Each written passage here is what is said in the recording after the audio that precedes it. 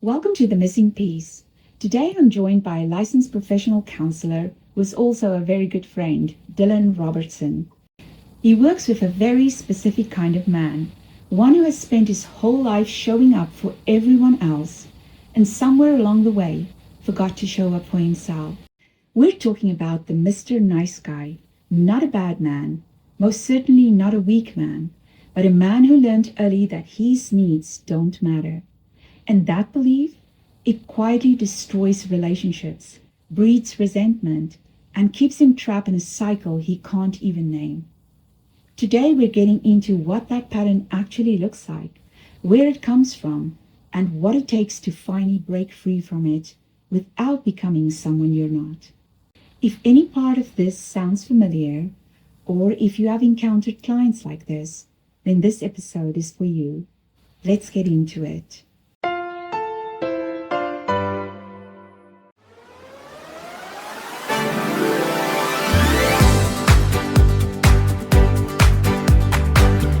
Welcome to The Missing Piece, cracking therapy's toughest cases. I'm your host, Helene Bust, and I'm a licensed professional counselor. I'm joined by my colleague, Dillon Robertson. Hello. Dillon is a licensed professional counselor at Waypoint Counseling Services in Tigard. He is part of the BIPOC community and identifies as male. Do I have that right? Yes. He works with teens and young adults, and he is one of the rare therapists who loves to work with couples. Who knew? He and his lovely wife, Quinn, adopted a special needs kiddo a few years ago.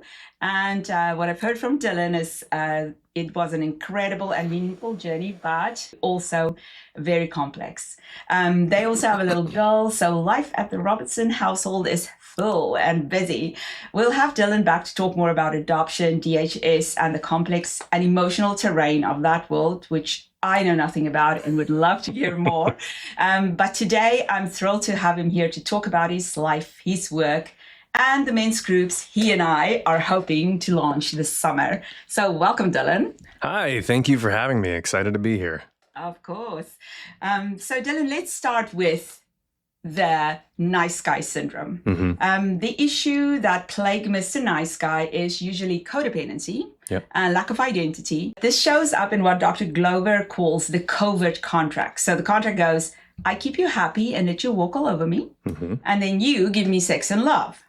A different way of saying it is, I'm responsible for all your emotions. And in turn, you're supposed to be responsible for all mine. So do you see men like this in your work? And how do we help a client who's not even aware of this pattern and believes that he's just really a nice guy?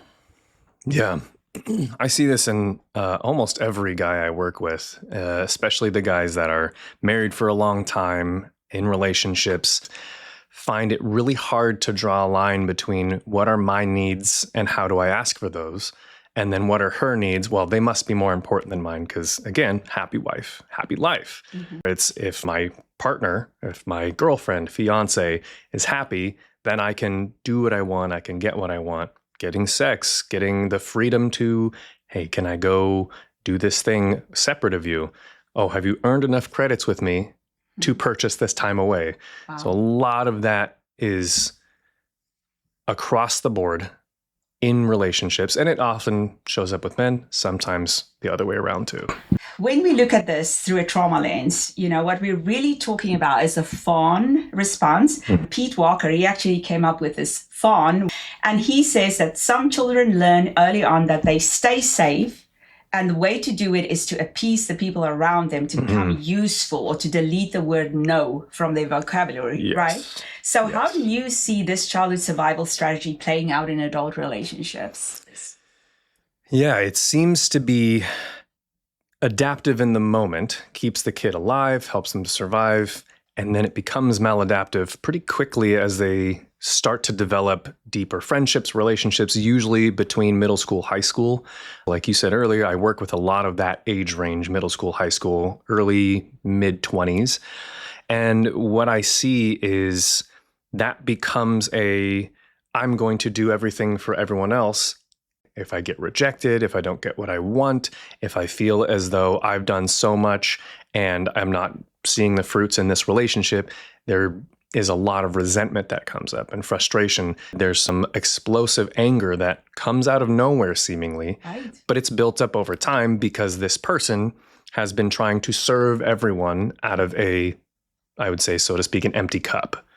Okay, I like the empty cup analogy, yes, because I actually have a teacup in my office that I bring in sometimes with the saucer, and I do this analogy of like if we pour into that cup, that cup is our vessel. But if we don't, we miss it and we pour everywhere around on the table, maybe splash a little in the saucer, but there's not a lot in the cup. We think that we're doing a good thing for others, but then we come with our empty cup to our spouse or to our partner. Could you fill my cup? And they're like, no, I'm filling my own cup. What's happening with you? I wonder if you've seen some of that it's then sort of like an obligation of like, now I need somebody to fill me because I am there for everybody else. Yeah. It's a systemic issue with the Mr. Nice Guy expectation. So people start relationships and they want to invite the other person in and make themselves look appealing. So, I will overlook these things. I'll do extra. I'll, classic chivalrous move. I'll open the door. I'll do these things. I'll pay for this. That doesn't ever change, shift, become equitable or equal, whatever you want to call it. And over time, it develops into a problem where let's say in my case, I or the guy will choose to do all these things. And if I don't have the energy at the end of the day, and I don't do something, I don't bring the water or open the door, then my partner is frustrated. Like, well, you usually do that. What's the deal? Like, Right. Oh, I'm tired. And then it becomes a frustration because you've built this routine and habit of how you do things. Right. And it came from that, I'm a nice guy. I'll always do it no matter what. And then when I get more comfortable, don't have the energy, kind of low, and then it's like, oh, I can't do it. Then that frustration from the partner comes in because they're expecting it because I trained it. Right. I taught my wife, in this case, I taught her I'll do this. And when I don't do it, she's like, what's wrong? What did I do? Then it becomes a question of what's wrong with the relationship, not, oh, he's tired. That's where the identity problem comes in, because my whole identity and value was in whatever I can do for my wife, whatever I can do for other people. And now if she's not happy with me, now I feel like I'm a failure. I'm not doing the thing I'm supposed to do. And then it's again that whole thing of, let me pull myself up by the bootstraps and do better because I've got to be the perfect husband, right? Have you been listening to my house conversations? That's crazy. You never know. Yeah, iPhones don't listen. Right. Yeah, that is a big problem with, and again, it can be on either gender, either side, any person. But in general, I've seen this frustration come up. It's like, I don't know what I'm supposed to do. I must be a failure. I can't do this. I can't do that. And I'm hearing that in the kids I work with as well, 13, 14-year-old boys.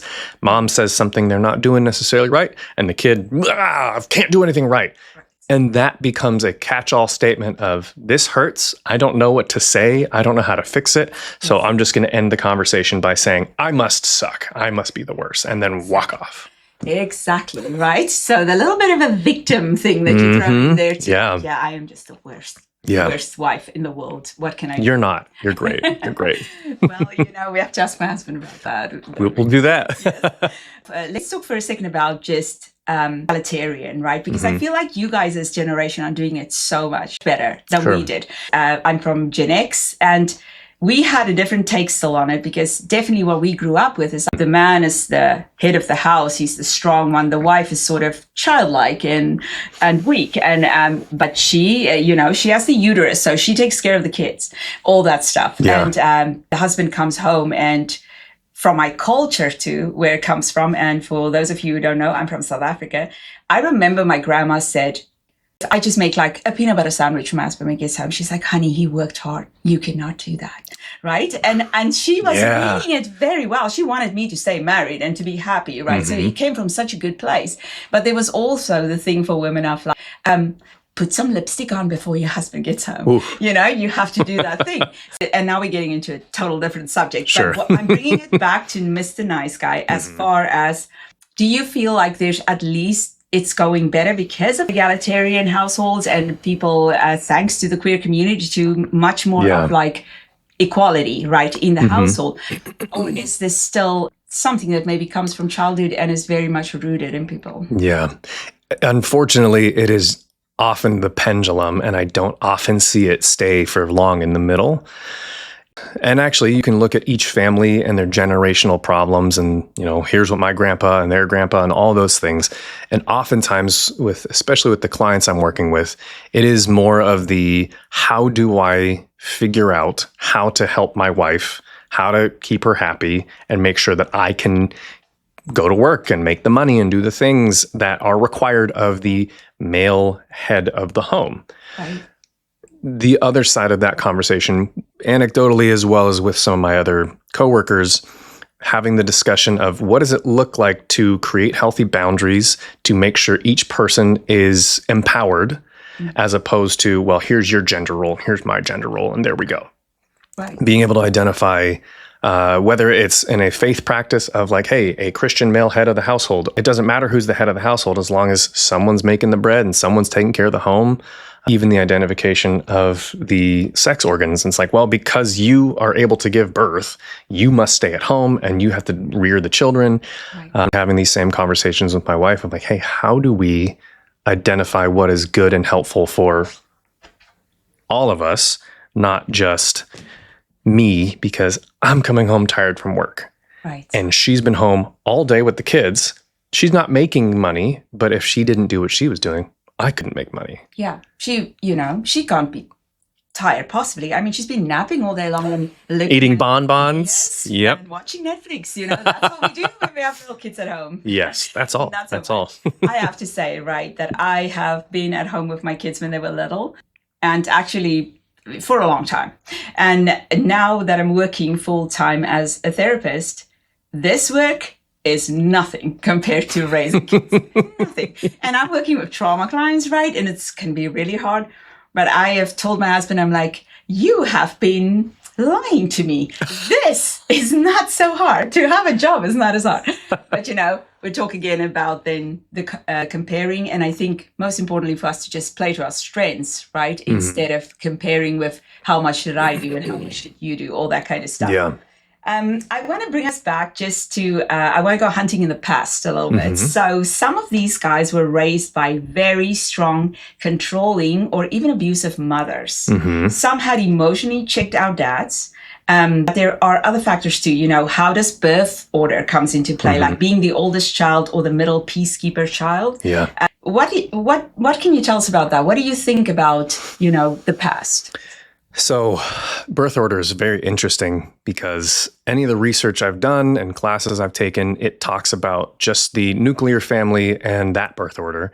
So for my sake, I have adopted a son, and that throws a whole different wrench into that, which is like, what research do we have into blended families? So that's a totally different conversation. Yeah. I have an older son with a younger daughter who's my biological daughter, who then she acts like the firstborn, and then he especially, right? So that's a whole different story. Yes. But when we think about just a typical nuclear family and what that looks like, it often is the first child is the guinea pig.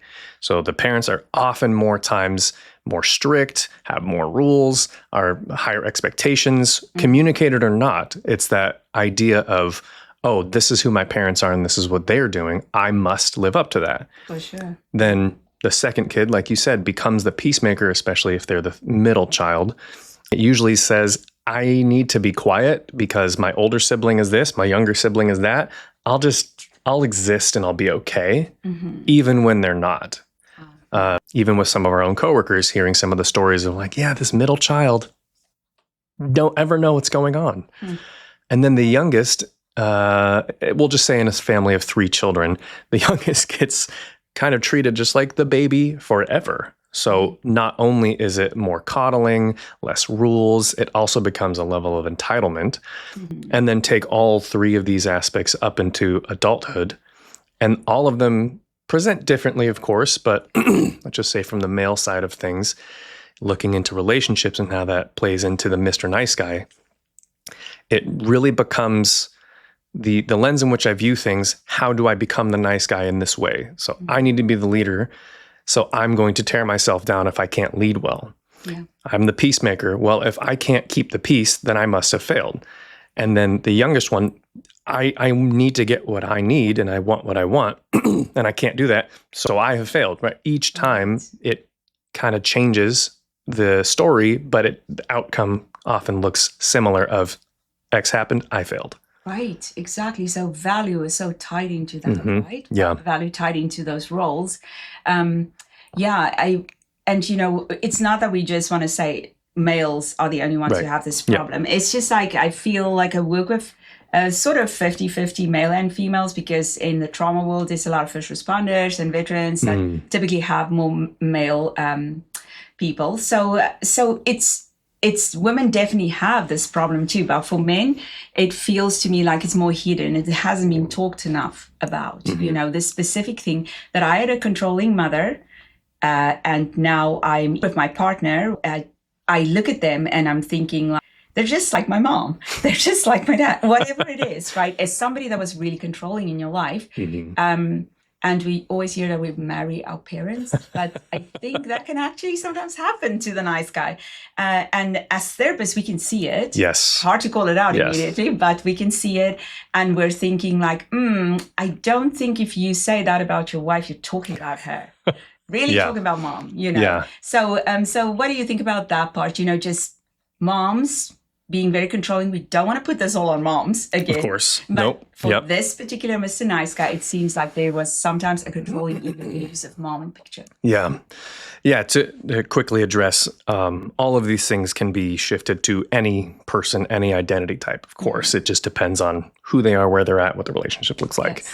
So for the sake of this conversation, we're looking at the male-female, especially because that's where I can come from. I see especially a couple of my own clients working through, here's what my relationship was with my dad, and my dad was horrible, and here was my mom, and she did everything. Come out of a year later and was like, holy moly, I was abused, I was controlled and manipulated, I was used as this like emotional offload by my mom, and now I can't talk to her anymore because I realize, oh my gosh, she villainized my dad because she didn't get what she needed from the ideal man at that time. Right. And now, well, I'll mold you, son, into what I need to meet my emotional, to meet my physical, to whatever it would be. So I think what I unfortunately get to work with, I appreciate working with these people, but it does suck because a lot of these guys have ideas of what a woman is supposed to be like and what's supposed to look like based on what culture says. And then when they come up against that with their own experience, they're running into this wall of like, I don't understand why I'm not getting this woman that I want. And I'm also fighting this woman. And where is this coming from? Yes. So a lot of the work uncovering that, identifying like, what was use a lot of narrative work. So what was the story I learned and was told? And like, this is what the world is like. And then how do I look at that and say, ooh, that was wrong. Wow. That is a manipulation and a controlling of who I was.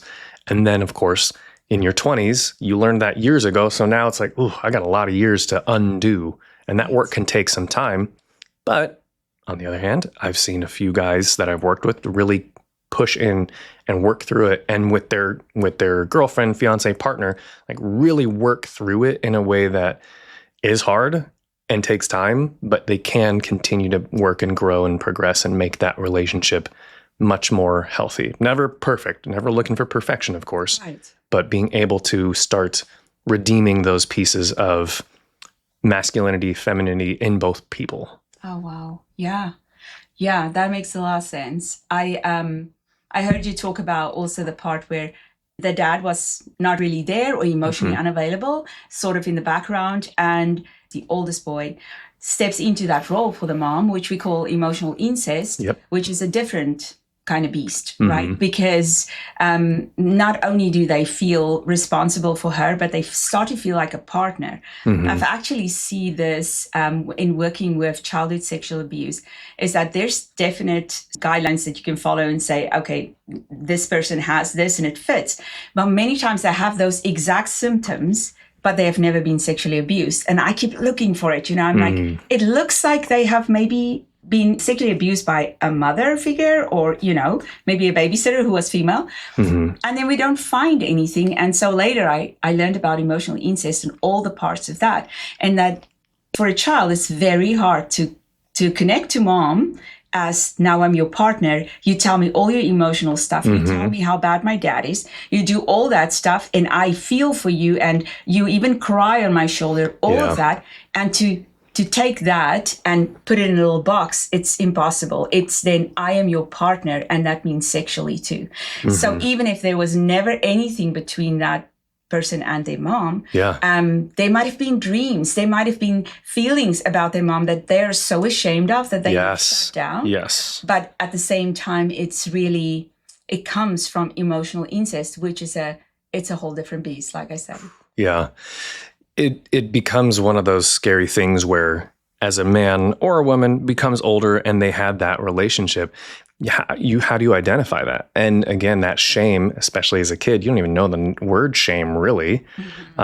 These days, I guess we're teaching younger and younger better ways to identify things. But I'll say for some of the guys in their 20s and 30s right now, like, I don't know what that looks like, but a lot of the absent fathers, whether it's workaholics, alcoholics, like anything out of the home or moms that way, it became that child's role to, like you said, be the partner, take care of them. And I'll even give it to both of them. Like it wasn't intentional, but they're both missing a need. This figure is gone. What do we do? Oh, we can do that for each other. That becomes healthy and normal and good at that moment, but it continues to spiral out.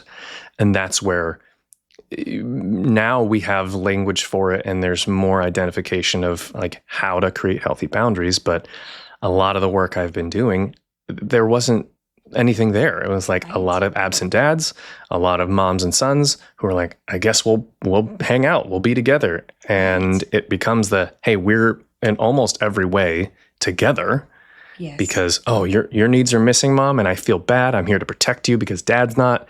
And like you said, then it becomes that emotional incest. And that becomes really hard for the guys that I work with and other guys I've heard about to like kind of sort that out and figure out again, like, well, how do I connect with my own partner? Because I don't know how to differentiate that. I don't even remember what that is. I've suppressed it, whatever it is. Right. But I did learn that if I'm a partner, I have to take care of this person's emotional well-being too, which is the part, and sexual well-being, maybe now that we're married or now that we're a couple. But the emotional part, I think, is the one that's so draining, that brings us back to like, you are responsible for my emotions and then I will be responsible for yours, or vice versa, right? Which just can't work. If we look at the cup illustration, it's like that cup needs to be filled in order for us to then flow over into the saucer, who's maybe our husband and our kids, and then flows over onto the table. Now we're talking friends and family, right, and further down. But what we tend to do is throw the water everywhere, or the tea in this case, throw it everywhere, and hoping somebody else will fill my cup. So we don't start with taking care of ourselves.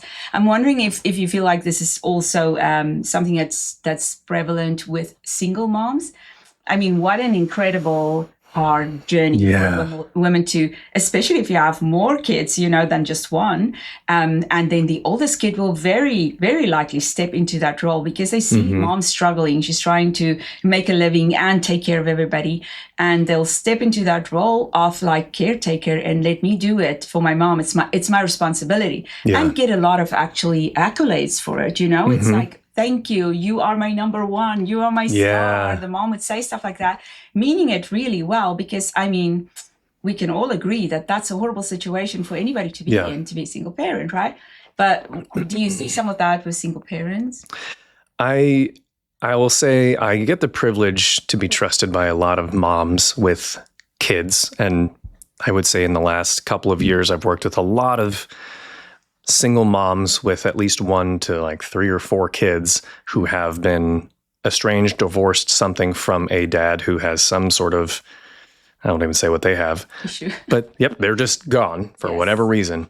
So I've gotten to work with that. It is very sad to see that, because what ends up happening, it's a little nuanced. It's interesting because depending on how the dad presented, it actually comes out in different ways with the kids.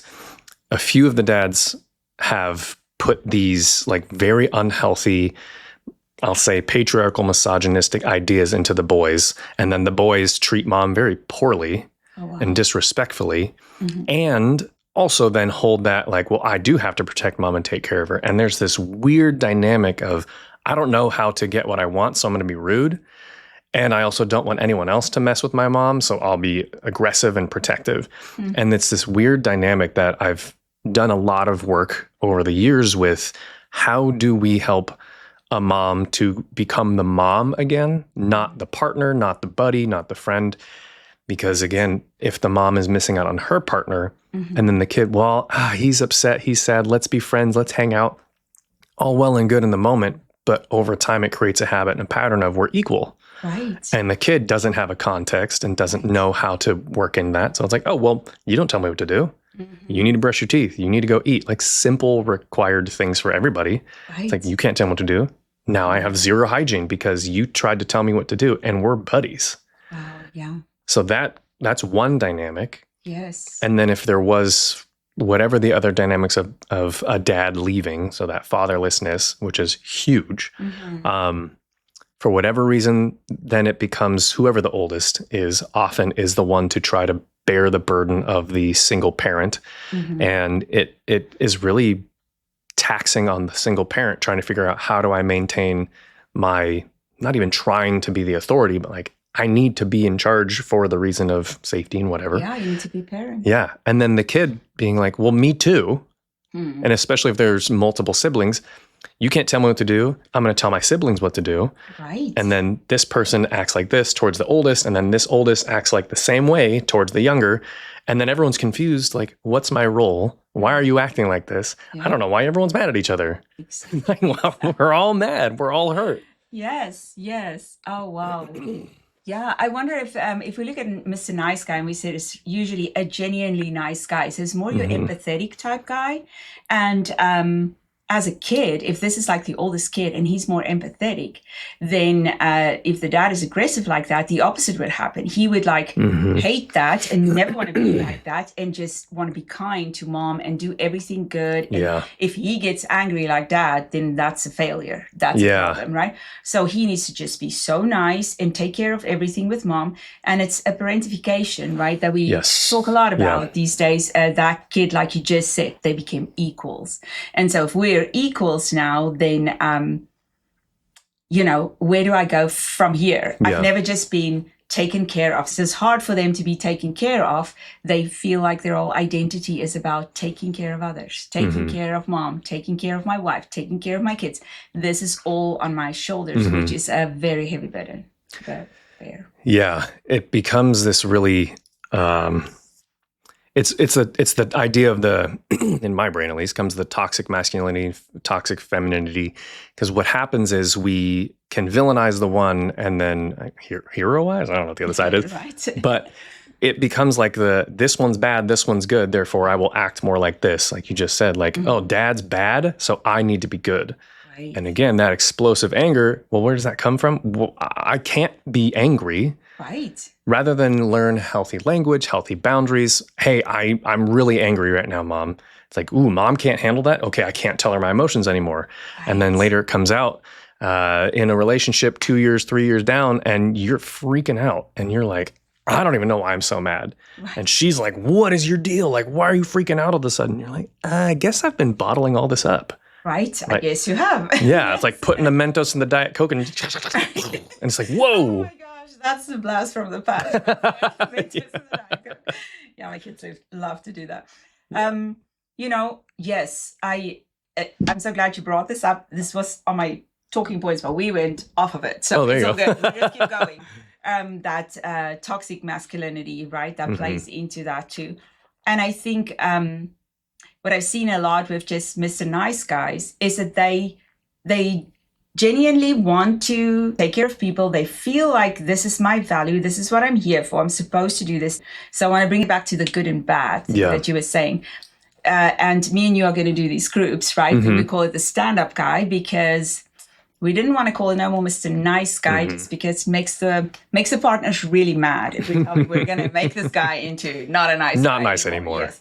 But what we're talking about here is not a jerk and not a pushover, but a stand-up guy, right? And it's sort of, it seems like an unfamiliar concept. When I talk to Mr. Nice Guys about it, it's really hard for them because they don't get it. They're like, it's hard for them to ask for what they need. Yeah. And it's hard for them to say, I've had enough, or no, or, I'm not responsible for this, those kind of things. And then they keep it inside. They're not feeling great. They keep on doing. And all of a sudden it just explodes, right? Yeah. Now I'm a jerk. Now I'm like, everybody hates me. Now I have to go back to being a doormat. So what are we talking about when we talk about a stand-up guy? What is the difference, Yeah, that whole pendulum of like, I'm a doormat or I'm exploding. It's like, well, where's a middle ground? Yes. So, and it goes again back to how do we teach our children? And in this conversation, exactly like, how do we have a mom, hopefully a healthy dad, but if not, a mom teaching a son how to express themselves well. So if the example is this explosive, mean, angry, drunk, whatever dad, then it unfortunately then becomes the mom's job to teach a boy how to be a boy and like how to express emotion. And culturally, by and large, guys are supposed to be like stronger and protectors, and women are, supposed to be the caregivers and whatever. It's like, well, everybody has the masculine and the feminine traits. And it's not like a guy versus girl. It's like we all have the ability to nurture and love. We all have the ability to be strong and protect. Right. So then when it comes to how do you teach someone today, let's say someone in their 30s or 40s, hey, you've been this way, and that's not healthy or helpful for you or your spouse, push back. Right. I can't push back because that'll make her upset. Right. Okay, then we get really deep into this, but okay, why is it a problem if she gets upset? Do you I'll ask the question like, so you don't think she can handle it? Like, well, no, I know she can. Then challenge her. Don't be a jerk about it, right? Then we teach the language. Like, how do you express this? Like, you just got to back off. No, that's aggressive. And then this person gets defensive. Right. But learning how to express using those I statements, like, very classic communication style things. Like, hey, I'm feeling really frustrated because of this. And then you open that door and say like, hey, how do we have a conversation? Yeah. I had a therapist of my own before say, hey, strike when the iron is cold. Don't try to bring stuff up when you're both pissed. That is a problem. So true. Right? Yes. Hey, I was thinking about this and I don't want to have this conversation, but here's what I'm struggling with. Right. And even just don't point the finger, just say, I'm having a hard time learning how to communicate. Right. So trying to teach people, I'll say in this case, in some of the men I work with, I'm like, it's okay to be vulnerable. Right. It's okay to share. And also, you're changing the script. This person is not going to accept it quickly or easily. We can't control them. You can control you. Yes. So how do I express to them, hey, I'm learning something new. I'm going to try doing this. Yes. And it's not going to be comfortable and easy. And that's where I think we run into a hard place of how do we help people sit in the discomfort? Yes. For a short time. It is temporary if you can be consistent enough. Again, not perfect. Yes. But hey, I'll try a couple times a week to express my needs. Yes. Dang, that one didn't go well. Hey, let me try that again, right? There's so many different ways to address that. Getting that first foot in, and especially, I guess I'll say where couples work comes in, I get to help both of them come up with language. I reserve the right. I'm like, I will stop you. I will stand up. I literally like get between people like, hold on, stop. You leave, take a walk. That is why you're a good couples counselor. But I'll make them stop. It's like, hey, this is you're going in the crazy world. Let's not do that. What you're trying to say is this, yeah? What you're trying to say is this, yeah? Cool. Use this language. I'll straight up, here is the script. Say that to each other. Look at each other. Get the practice. Because this is not, it's going to feel very artificial. Because if you've never learned it, you've never done it, well, then, yeah, you've got to practice it. Exactly. Yes. And practice, like you said, staying in that uncomfortable place that I'm not going to die. They're not going to die. This is uncomfortable. They're not happy with me. But because, if we start to put up boundaries and stuff, people aren't used to that. Yeah. And that's some secondary gains out of us not setting boundaries. So when we do it, there's a lot of people usually that's not happy. And I'm glad you brought this up. And definitely have to get you back here, Dylan, so we can talk some more Yep. because me and you are just going all over the place. But with our groups, I know that we talked about this, Yeah. that this will be part of it, like putting boundaries in place, teaching people how to sit with the uncomfortable, Yeah. and maybe even setting goals with the guys to say, okay, you're going to have buddy up with this one, and you're going to call them right after you put that boundary up, because you're going to have boundary remorse, right? You're going Yeah. to feel like, oh, this is uncomfortable. I haven't done this ever with my wife. And she's going to say, who are you, right? It's going to be weird. So, but putting those things in place, I've seen through the years with women, at least women's groups that I had, that it's helpful for them to learn to, like you say, have the script and say, this is what I'm going to do in order to say, I have needs to, I matter to, and this is what I need. Because if we don't do it, we definitely hope that somebody will see that we need that. Usually our spouse or our partner, can't they see that I'm tired? Can't they see that I need food? Or why aren't they giving it to me? Again, the empty cup. I didn't give it to myself. I didn't ask for it. But now you have to give it to me because look what I've been doing, all those things. So initially, I think when we go through groups like this, it's always like finding out, can you stand up for yourself? Have you ever asked what you really need? Those kind of things, which can be incredibly hard for Mr. Nice Guy because it seems mean. It seems mean to put up a boundary. Yeah. And as you're sharing this, it makes me think, well, what is the first issue? Like, why do we not just share it? And it's like, well, there's a vulnerability piece and I don't want to piss you off. Right. So we have, I'll say a lot of the men I work with, it's this odd, like unspoken thing with men in therapy of like, well, I can't tell anybody what I'm learning. I just have to do it. I have to show it. I have to be secretive about it. It's like, no, I tell everybody I work with, like, tell your partner, hey, Dillon, my therapist, told me to say this to you, and he wants me to work on this. And then I say, if things blow up, just blame me. I'm like, yep, hey, he made me do this. But we have to break into this world of, hey, Mr. Nice Guy, guess what? It's okay to tell your partner, to tell your wife, girlfriend, fiance, whatever, hey, I know I don't know how to do this. I'm going to try something new. That way you're even setting the stage for her to be more successful in how you guys respond to each other. Right. Rather than like, why the hell is this coming from? It becomes more of a, okay, like that's a weird, but sure, you're practicing this. I hate that. That sucks. It's like, oh, well, what do you want me to say different? And being able to work with the couples, I can do that right there with both of them. Yeah. Or if it's just the guy, I'd love to see it like weekly and like, how did it go? What'd you do? Like rate this stuff. Yes. But it really comes down to the, like, just as vulnerable as you can be, doesn't mean you're crying and weeping on each other, but it means like, hey, this is super uncomfortable for me and I'm going to screw this up, but can you help me learn how to express my boundaries? Wow. Like that sentence is like, have you tried it yet? It's been 4 or 5 weeks. I still haven't said it because there's that fear. I don't want to lose them. I don't want to piss them off. And then kind of getting into that like limbic response of, oh, I'm going to die if this goes wrong. Right. So also, no, you're not. Well, hopefully you won't, depending on who you're with. But being able to find that language the person needs, how do you express it to this partner of yours? That can be the hardest part. And once we've kind of broken through that initial layer of like, oh, my partner is my partner for a reason. They do love me. There's just some bad habits we're going to work on. Right. Then that kind of opens the door for much more progress. Yeah. But kicking that door down of, well, I have to be nice and I can't hurt her or him or whatever. It's like, oh, the door just opened and they let me in with a little arguing, but we got there. We got there. Yes.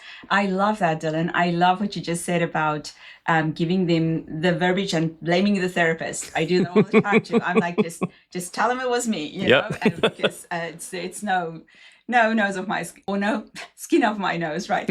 But I do think that when it comes to Mr. Nice Guy again, that we want to acknowledge that if you haven't done it all of your life, like you said, if you've never put up boundaries, if you were the guy who was always flying under the radar, you were the guy even in school with just sort of like being, don't talk, just stay back, keep the peace, let's not rock any boats, then it is difficult to step into that. It's difficult to learn that. And I think basically that's what our goal is with these groups, are to help people get there. Yeah. To literally tell them, I want you, like you said, to tell your wife, we're doing this. I'm learning. Okay, bear with me. To have sort of like a prescript, if you will, to the argument.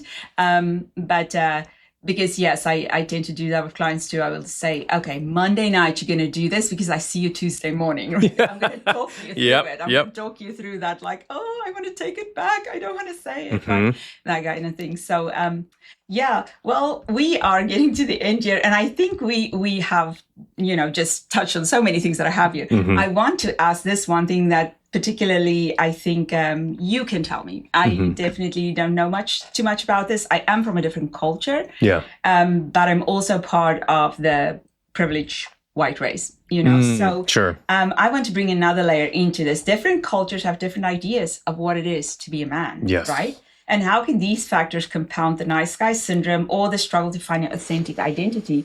Also, how does being a man of color like yourself add anxiety to performing in a culture that's already hostile towards you, Yeah, I will be very honest and say I am pretty whitewashed myself. Okay. I'm half Vietnamese, half white. My mother very much assimilated all the white culture. Oh, wow. So I was raised very white. But because I am a person of color, it also then plays into the people that I come in contact with and the friends and the groups I am invited into. There's a couple of buddies that it's weird if there's a white person around because we're just all hanging out and it's Mexican, Guatemalan, half American all over the place, Asian, Black, all of us, especially us guys, when we do talk about things and if we can get past all the stupid jokes and we talk about those relationships, what we often find is other cultures sometimes are, some are stuck in the past and then very like, man is in charge, here's the traditionalist and how I'm going to tell you what to do. Yeah. But even in that, there's some level of, well, I can only do that if I, again, like I said earlier, like earn those credits. What did I do? How did I meet her need? How did I do this thing on the house? Oh, I'll do this task. Therefore, have I earned enough hours to do this thing? Right. So that's unfortunately seems kind of cross-cultural in a lot of ways. I know from information, I haven't worked with people like I've heard with like some of the Asian cultures are very much extremely hierarchical and the man is in leadership and the woman is subservient. And that is not by and large across the board everybody, but typically you'll see that in some of those Asian cultures. Actually, a lot of cultures really. But my culture for sure. Yeah. But as it stands with like a nice guy perspective and what that looks like for a person of color, especially coming from like being raised culturally different, it can be kind of a culture shock of, especially like I'll say in the feminist era that we have been in and are coming on, like not necessarily the other side of, but women who are extremely strong and happy to express themselves. And then even where the whole culture is now is like, I do what I want, when I want, how I want, and screw you. It's like a lot of guys are like, what the hell do I even do with that?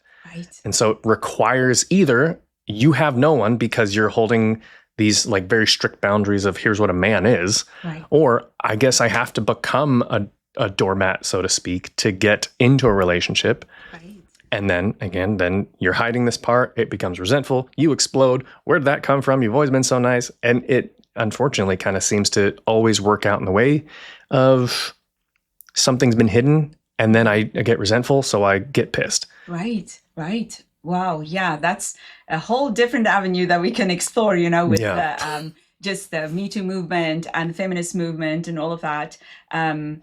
I can tell you that in my culture, some of my family members told me, you really need to go live in America because you are such a feminist, right?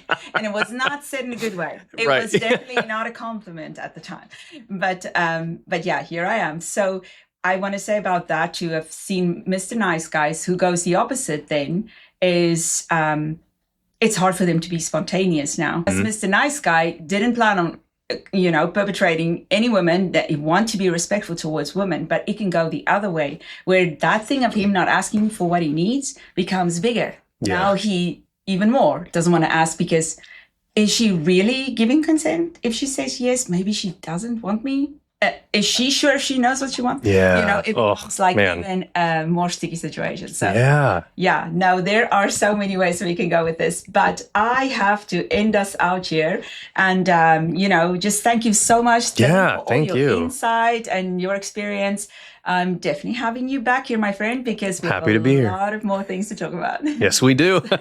Thanks for having me. I appreciate it. Oh, of course. If you're listening to this and recognize yourself or you're a clinician and you recognize some of your clients, please check out my blog where you'll find more of the missing pieces of this complicated puzzle. This is definitely one of those things we don't talk enough about, the Mr. Nice Guy syndrome. Also, in the notes below this podcast, I put a link to Dillon's profile and contact form. He's currently taking new clients, and as you heard, he loves couples. And there's also a link to sign up for the stand-up guy groups that we hope to launch this summer. If you find this episode helpful, please subscribe to the Missing Piece on Apple Podcasts or Spotify. It helps other people also find these conversations. Until next time, take care of yourself and your loved ones. I'm Helene, and this is The Missing Piece.